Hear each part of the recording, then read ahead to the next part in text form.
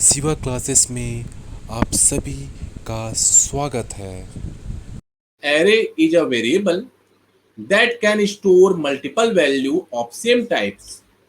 ठीक है, that can store multiple value of the same type.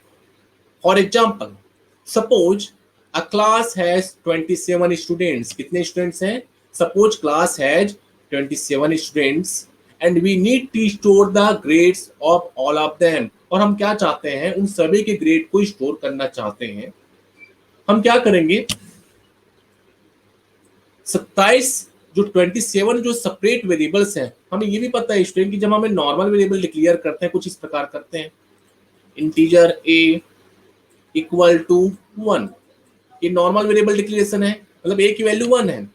अब उसी प्रकार जब मुझे 27 लोगों का स्टोर कराना है तो मुझे 27 वेरिएबल अलग अलग डिक्लेयर करने होंगे।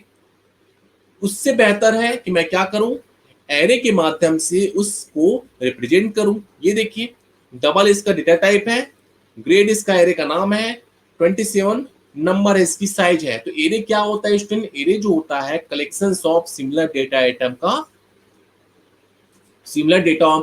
का कलेक्शन होता है। This is the collection of similar data items. ठीक है, तो एक समान डेटा आइटम की कलेक्शन को मैं क्या कहता हूं, एरे कहता हूं। ठीक है, तो जैसे आपने यहाँ पे देखा डबल डेटा टाइप से, मतलब डबल वाले वैल्यू को ही स्टोर कराएगा। ठीक है, मतलब एक सिंपल सी बात है स्टूडेंट, जितना आपने साइज बता दिया 27 आप बता दिया, तो 27 ही एग्जैक्ट है, उतना ही स्टोर करेगा, उससे ज्यादा स्टोर आप नहीं कर सकते। यहाँ पे लिखा भी है कि भाई here grade is an array that can hold a maximum of 27 elements of double type.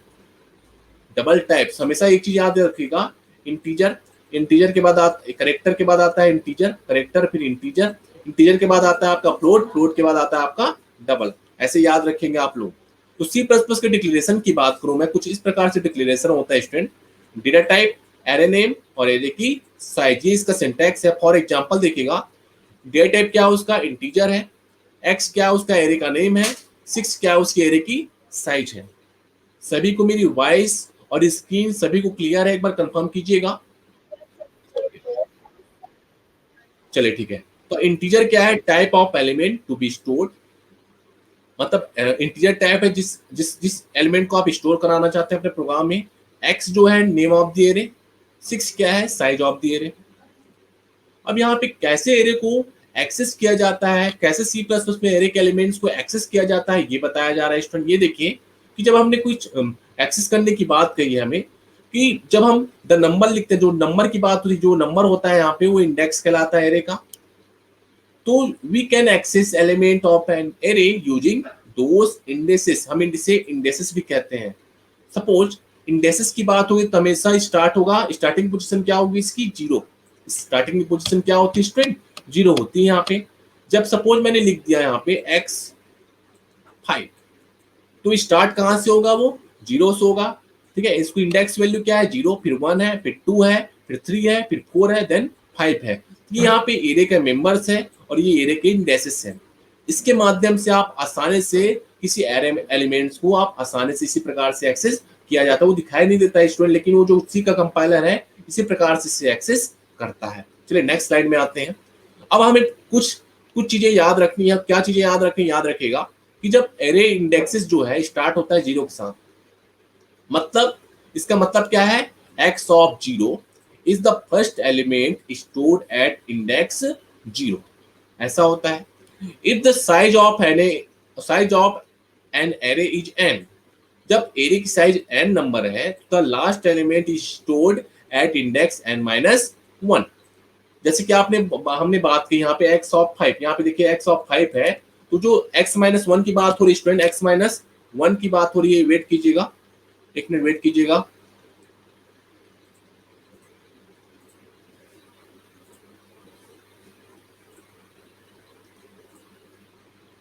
हाँ, तो जब हम बात करते हैं इस पर्टिकुलर स्टेटमेंट्स की, कि जो स्टोर्ड इंडेक्स है वो n माइनस 1 होगा। कि मैंने बात कही कि अब जब x ऑफ 5 है तो उसका जो लास्ट एलिमेंट क्या होगा, x माइनस 1, मतलब 5 माइनस 1 मतलब क्या होगा, 4 होगा।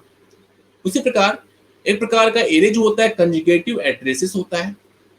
For example, suppose the starting address of x of 0 is 2120D कोई एड्रेस है, ये है आपका, और जो नेक्स्ट एलिमेंट उसका एड्रेस है 2124D।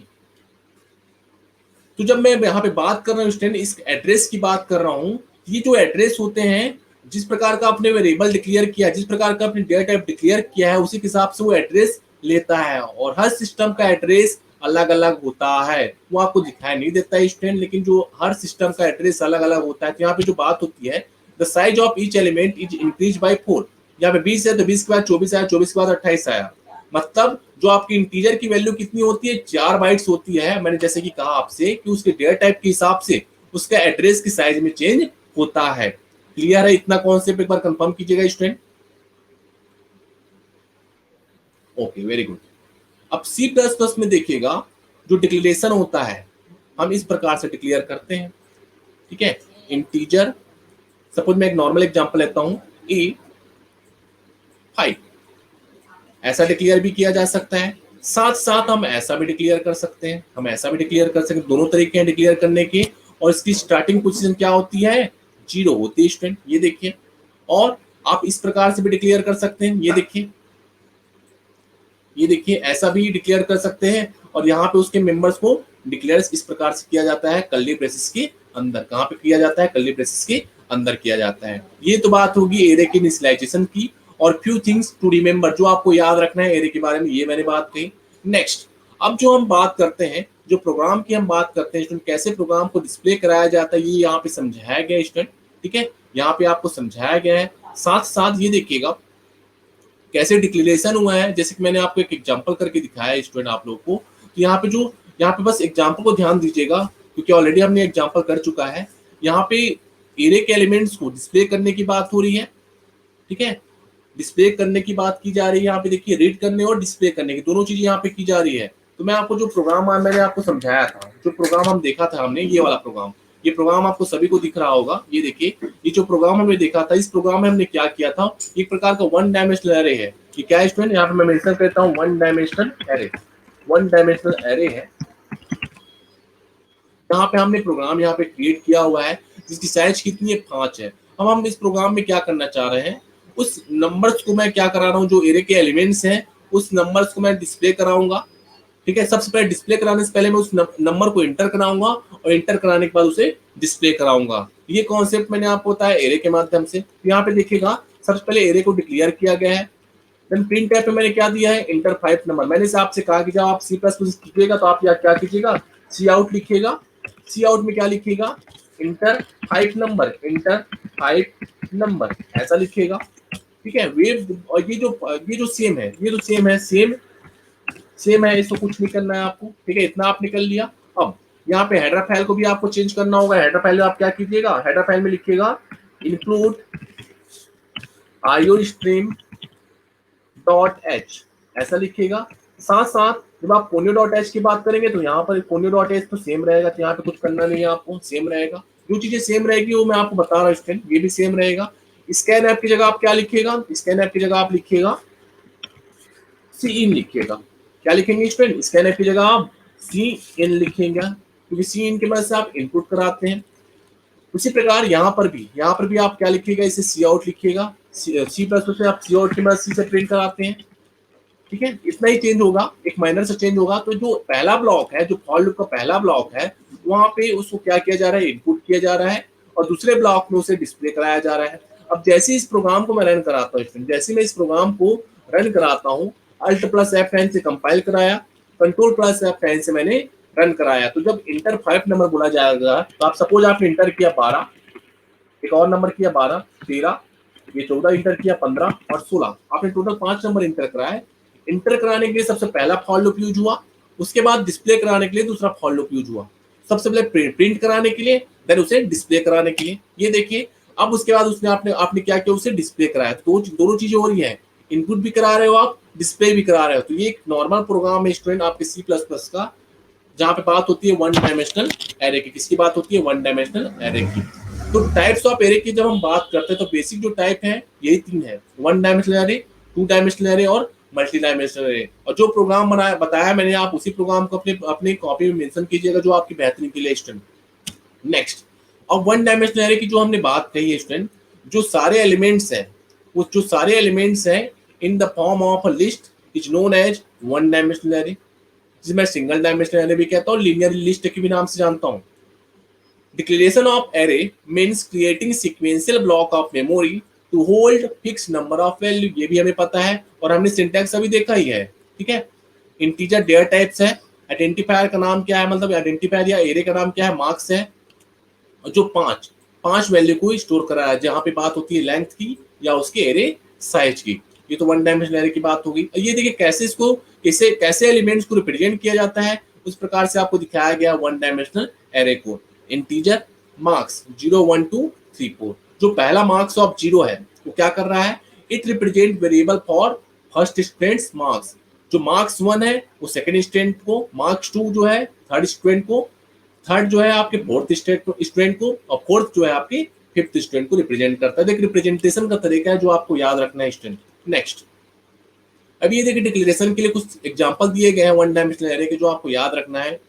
इंटीजर के लिए देखिए यहाँ पे देखिएगा, declares N integer array with 10 elements, declare and float array with 5 elements, declares and character array with 50 elements. ये देखिए मतलब एक नॉर्मल जो तरीका होता है वेरिएबल डिक्लेरेशन का, उससे बेहतर है कि भाई आप मल्टीपल वैल्यू को स्टोर करा सकते हो, ठीक है। मल्टीपल वैल्यू को स्टोर कराने का जो फैसिलिटी प्रोवाइड होता है, कहाँ होता है, एरे में होता है। एरे मतलब क्या होता है, collection of similar data items. अब यहाँ पे इनिशियलाइजेशंस को बताया भाई कैसे हम एरे एलिमेंट्स को वैल्यू असाइन करते हैं। यहाँ पे जो हमने देखा अभी जस्ट हमने देखा डेटा टाइप्स, देन उसका आइडेंटिफायर, देन उनकी साइज और उसकी लिस्ट ऑफ वैल्यू। तो इनिशियलाइजेशन का तरीका है जो हमने देखा है स्टूडेंट। नेक्स्ट, ये भी एक तरीका है, देखिए किस प्रकार से उसकी जो वैल्यू को जो आपने एरे किया डिक्लेयर किया है उसके वैल्यू को एक्सेस किया जाता है, तो उसको दिखाया गया है इस पर्टिकुलर इमेज के माध्यम से, इस पर्टिकुलर स्लाइड के माध्यम से, ठीक है। ये सारी चीजें हमने पहले भी डिस्कस किया आप लोग के साथ। एक एग्जांपल है, ये बहुत ही सिंपल एग्जांपल है, देखिए बहुत ही सिंपल एग्जांपल है जो आपके समझने के लिए स्टूडेंट, इस एग्जांपल को आप जरूर फॉलो कीजिएगा जो मैंने प्रोग्राम में आपको जस्ट अभी डिस्कस किया है।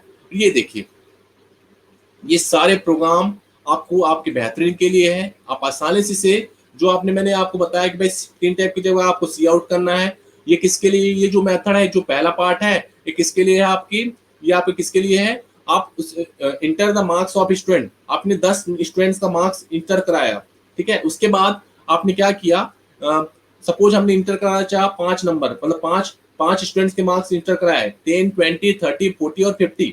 फिर हम क्या चाहते हैं, उसे डिस्प्ले कराना चाहते हैं, तो इंटर कराने के लिए एक फॉर लूप यूज हुआ है, फिर डिस्प्ले कराने के लिए फिर से दूसरा फॉर लूप यूज हुआ है, ठीक है। दोनों तरीका आप समझिएगा, दोनों कॉन्सेप्ट को आप बेहतर तरीके से समझेंगे, जिससे आपको क्या दिख रहा है, यहाँ पे आउटपुट दिख रहा है। ये देखिए ये दोनों का आउटपुट आपको नजर आ रहे हैं। ये एग्जांपल आपके बेहतरीन के लिए स्टूडेंट, आप इस एग्जांपल से वन डायमेंशनल एरे को आसानी से समझ सकते हैं, जहाँ पे बात होती है सिंगल सबस्क्रिप्ट ऑपरेटर की, ठीक है। चलिए आगे बढ़ते हैं। तो ये तो वन डायमेंशनल एरे की बात होगी। अब हम बात करते हैं टू डायमेंशनल एरे की। भाई टू डायमेंशनल एरे क्या है, जहां मैं बात करता हूं टू सबस्क्रिप्ट ऑपरेटर की या 2 इंडेक्स वेरिएबल की, ठीक है। जहां पे हम बात करते हैं नंबर्स ऑफ रो और नंबर्स ऑफ कॉलम्स की। किसकी बात करते हैं, नंबर ऑफ रो और नंबर ऑफ कॉलम्स की बात होती है, ठीक है। जैसे कि यहाँ पे जैसे लिखा हुआ है, यहाँ पे जैसे यहाँ पे देखिएगा num 2 1, मतलब दो क्या है इसके, दो क्या है इसका नंबर ऑफ रो है, 1 क्या है उसकी कॉलम है।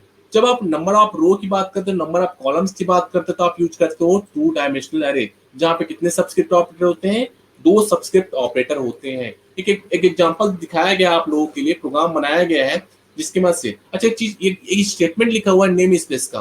वो नेम स्पेस होता क्या है, मैं आगे की स्लाइड में आपको समझाऊंगा जब ये टॉपिक आएगा, तब भी आप याद रखिएगा नेम स्पेस होता क्या है। किसी को पता है स्टूडेंट नेम स्पेस के बारे में, कोई कंफर्म कीजिएगा, किसी को पता है नेम स्पेस क्या होता है, कोई बताना चाहेगा? जी स्टूडेंट, किसी को पता है, नहीं पता है, एक बार कंफर्म कीजिएगा। नहीं पता है किसी को? हाँ तो ध्यान सुनेगा, मैं आगे तो आपको और अच्छे से बताऊंगा नेम स्पेस होता क्या है। जब कोई बड़ा प्रोजेक्ट बनाया जाता है, बहुत ध्यान सुनेगा, जब कोई बड़ा प्रोजेक्ट तैयार किया जाता है डिफरेंट डेवलपर्स के द्वारा, तो डेवलपर्स को क्या होता है स्टूडेंट, किसी प्रकार का कॉन्फ्लिक्ट ना हो कि भाई सेम नंबर की सेम नेम की अगर कोई क्लास बना रहा है डेवलपर जो है, तो दोनों की डेवलपर में क्या होगा, दोनों डेवलपर क्या होगा, सेम नाम में क्लास बना रहे हैं, दोनों पे क्या होगा, कॉन्फ्लिक्ट होगा, कॉम्प्लेक्सिटी आएगी। उस कॉम्प्लेक्सिटी को दूर करने के लिए उस कॉम्प्लेक्सिटी को दूर करने के लिए डेवलपर को जो प्रोग्राम है, क्योंकि एक जो प्रोजेक्ट है वहां पे डिफरेंट डेवलपर काम कर रहे हैं, और क्या होता है स्टूडेंट, कभी कभी जो डेवलपर्स होते हैं सेम नाम के क्लास को उपयोग कर लेते हैं। तो जब सेम नाम का क्लास उपयोग करेंगे तो क्या होगा, जो अन्य डेवलपर्स होंगे उनको क्या होगा, कॉन्फ्लिक्ट होगा, उनको समझने में दिक्कतें पैदा होगी, कॉम्प्लेक्सिटी पैदा होगी। इस कॉन्फ्लिक्ट को दूर करने के लिए हम यूज करते हैं नेम स्पेस। जो बड़े प्रोजेक्ट होते हैं वहां पे नेम स्पेस का कॉन्सेप्ट यूज किया जाता है। ठीक है, तो कॉन्फ्लिक्ट को दूर करना मतलब जो भी दुविधा होती है उस क्लास के नेम को समझने की, उसके फंक्शन के नेम को समझने में, तो वहां पे जो कॉन्फ्लिक्ट होता है उसे दूर करने के लिए हम यूज करते हैं नेम स्पेस का कॉन्सेप्ट। और ये रहा आपका 2 डायमेंशनल एरे का एग्जाम्पल। इंटीजर एरे 4 और 3, ठीक है, ये रो और ये कॉलम। अब यहाँ पे मैंने हम आपको पता होता है स्टूडेंट, ये जो कैसे होता है कैलकुलेट, 4 या 12, कितने एलिमेंट्स होंगे, 12 एलिमेंट्स होंगे। कितने एलिमेंट्स की बात होती है, 12 एलिमेंट्स की बात होती है। तो आप क्या कीजिए, ये देखिए 3 3 3 3, ठीक है, इस फॉर्म में आपके रिप्रेजेंट होंगे। ये देखिएगा 1 2 3 4 5 6 7 8 9 10 11 12, और जो सबकी इसकी स्टार्टिंग इंडेक्स वैल्यू होती है 0 0 से स्टार्ट होती है, फिर 0 1, फिर 0 2, है ना। जैसे कि आपने मैट्रिक्स पढ़ा होगा स्टूडेंट, मैट्रिक्स इस प्रकार से दिखाई देता है आपको, 0 1 2, इधर होता है आपका 0 1 2, यहाँ पे आपकी वैल्यू होती है, ठीक है। First row first column, first row second column, first row third column, ऐसा आप कैलकुलेट करते हैं। लेकिन आपको अब आपको जो वैल्यू चाहिए किस फॉर्म में चाहिए, रो और कॉलम के फॉर्म में चाहिए, तब आप यूज करते हो 2 डायमेंशनल एरे का। और उसको कैसे पढ़ते हैं, कैसे रिप्रेजेंट करते हैं, उसके लिए मैंने एक एग्जांपल दिखाया है। ये रहा उसका एग्जांपल। इसी एग्जांपल की मदद से आप इसे सॉल्व कर सकते हैं। बहुत ही सिंपल सा एग्जांपल है जहाँ पे सिर्फ मैंने क्या किया है, वैल्यू को डिस्प्ले कराया है। यहाँ पे फॉर लूप देखिएगा, जहाँ फॉर लूप की इनिशियल वैल्यू क्या है, 0 है, वो कहाँ तक चलेगा, i लेस देन 4 तक। उसी प्रकार n की इनिशियल वैल्यू क्या है, 0 है, कहाँ तक चलेगा, 3 तक। ये देखिए, क्योंकि i हम किस लिए यूज कर रहे हैं, इस पर्टिकुलर एलिमेंट्स के लिए, और जो n किस लिए यूज कर रहे हैं, इस पर्टिकुलर एलिमेंट्स के लिए। ठीक है, जहां तक ले जाना है हमें, जहां तक हमें उसे प्रेजेंट कराना है, रिप्रेजेंट कराना है, वहीं तक आप यहाँ पे लिखिएगा। और यहाँ पे देखिए उस सी आउट के माध्यम से मैंने i को और n को, i और n को मैंने क्या करा दिया, डिस्प्ले करा दिया। तो ये बहुत सिवा क्लासेस के वीडियो लेक्चर देखने के लिए आप सभी का धन्यवाद। आप सभी जुड़े रहिए जिससे आप सभी को आगे की बेहतर वीडियो प्राप्त हो सके। जी धन्यवाद।